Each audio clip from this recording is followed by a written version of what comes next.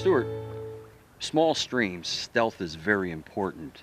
And to be able to stay as far away from the fish as you can when fishing is the utmost importance. This technique really proves that. Can you comment on that? Sure, Bill. You're absolutely right. On a small stream, these fish are spooky. The water's relatively clear. You want to be able to disturb things as little as possible while covering a fair piece of water. Swinging a traditional wet fly lets me work from probably 20 to 40 or 50 feet out. That was a hit too. That was a hit there, yeah.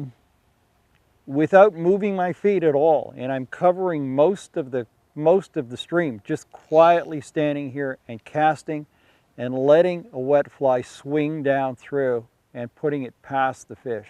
Usually works very well. You know, today we've been getting a number of fish on wet flies just with this technique, and as I've been standing here talking to you and not really paying attention to what I'm doing, I've had 2 good hits in this pool, right at the end of the swing, not at the dead drift part, right when the swing's coming. On the dangle there, yeah. On the dangle, right when the swing's coming to the end. Right. That's when it seems to attract them. And it's a very, very old technique. You also made point of not moving your feet too much, moving too much in the water, because it does send shock waves through. What I found is that a lot of times you can actually walk and it doesn't seem to be that much of a problem.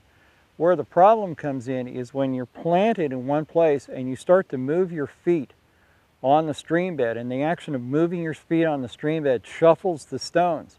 And that actually seems to cause more problem than actually walking. So it's one of those things. Find the right spot, get planted, relax, and just work down through a stretch. Then quietly move 10 or 12 feet down and work down through the next stretch.